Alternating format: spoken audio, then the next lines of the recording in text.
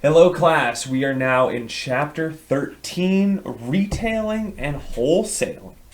Not all businesses will do retail. Retail being like the Apple store. You can go into an Apple store and buy their products directly. Where Samsung, conversely, doesn't do any retailing here in the U.S. at least. They will do a lot of their products wholesale. They'll sell them to Best Buy and to Verizon and to T-Mobile, and then they will do the actual selling for them. So they're more of a wholesaler.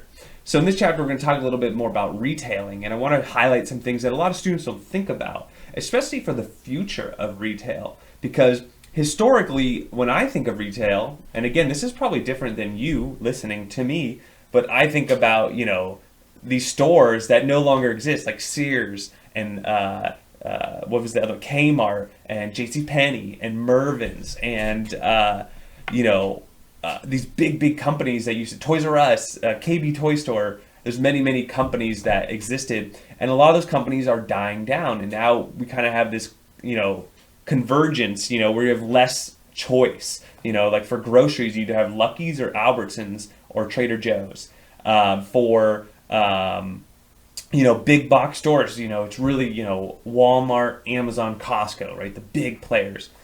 And the reason I say this is when you make a product or service and you're marketing it, those are your options. You can sell it directly from your website, e-commerce.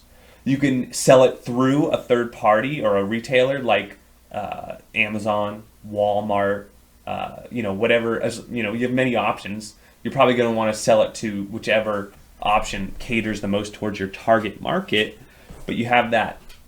And then you have some other interesting things like a vending machine here, or direct mail and catalogs. You see here, you got IKEA has a huge catalog, so they not only you can go to their warehouse, but you can also shop through their catalog and do an order through the internet, or if they actually have I think they have an order form within the catalog that you can mail in or call in as well. You got Crate and Barrel, LL Bean, and then you have many companies that do all of these things. For example, I just in the mail received an Amazon catalog. I was very surprised to see that, but Amazon sent me a Christmas buying guide, and it's a color catalog of what they're selling for Christmas. Automated vending machines are cool. The thing I really like about those is if you've ever been to I'm just going to take the Oakland airport because we're all very close to the Oakland airport or San Francisco airport. They have Best Buy vending machines. They have like tourism vending machines where you can buy like little Golden Gate bridges and memorabilia of San Francisco and the Bay Area. And so vending machines are really cool. We even have DVD rentals, Redbox out of vending machines. So a company that typically like Blockbuster or Hollywood Video, in order to rent DVDs, you had to have a physical store with a staff. You can now put it in a vending machine. Wow, novel idea. Television home shopping center. If anybody ever watched QVC, is it QVC? They also have, the Jewelry Channel, all these other ones where they, show off all the ladders and the jewelry and the sponge, the Sponge Daddy, things that you might find on Shark Tank, things like that. And then you have online retailing as well. You have a lot of these discount websites and these wholesalers, eBay, many ways you could sell your product, Etsy, many ways you could sell your product or service. What else do we have? Telemarketing. I'm doing my professional selling class right now. I'm teaching, it's a separate class I teach called Marketing. It's Marketing 61 at Las Positas. And it's all on professional selling. And one of my assignments is all on calling somebody. Like, what do you say when you, telemarketing is when you call somebody by the phone. And I know a lot of you students listening to this are like, oh, I hate when people call me. And that's definitely a generational thing as well. My parents grew up doing a lot. They don't like to text, right? Where millennials like to text. So that's another thing that's actually not even on these slides. Is another way you could sell now is through Instagram, right? You can advertise on Instagram now through social media. You can also now sell retail through text messaging as well. I've seen some text message selling. But back to telemarketing here on the screen. Wow, and that number might be decreasing a little bit, but $300 billion annually that's not a little bit of money. They have the do not call registry on here. You can, a lot of you, like I said, are annoyed by people calling you, and there actually is a little, you could go Google this right now, do not call registry. You can put your phone number on that list, and it actually does help, but there's some companies that still call anyways. And you might be wondering, well, Professor Patterson, how do they get away with it? Well, a lot of times they're in different countries, so it's really hard to hunt them down or track them down, and then actually nobody's going to go there and just break down their door. It has to go through lawyers, and they have to have a warrant and all this other thing. So it just takes a little bit more time to close those scams and those people that don't abide by the law down. But back to legal telemarketing, you have people right now trying to raise money for the election. I've been getting lots of texts and phone calls saying, hey, contribute to the campaign. That's a form of telemarketing. I also have people calling me for, let me help you with your computer tech support. Solar. I get a lot of calls, people saying you should put solar on your roof, and they call my phone. And then something for students, you might get people calling you about student loans. You might get people calling you about cheap rental units nearby. You might get people calling you about Mary Kay is on here, or other Cutco and other forms of selling through telemarketing. And finally, direct selling, also great plug for my Marketing 61 class, which is just selling one-on-one, right? It could be Mary Kay, where they come up to your door and they sell to you. It could be having, what I see this a lot is at Costco.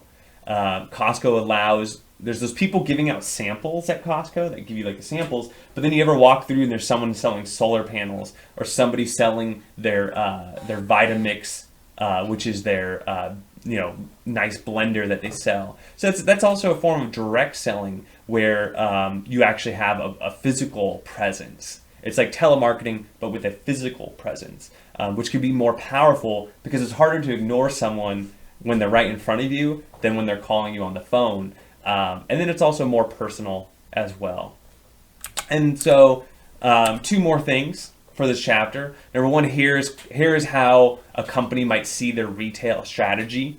So they have their overall retail strategy. So for example, Apple, we have our Apple stores, we have our Best Buy accounts and our Amazon accounts. Then we have our carrier accounts, which are Verizon, AT&T, T-Mobile. We'll sell our phones there. And then we have our advertising.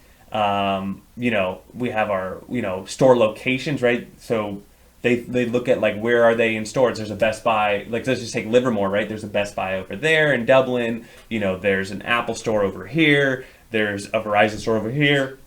So they look at logistics. They look at everything to see their footprint as far as physical locations, the advertising they're doing, the people they're contacting and getting in front of because of it.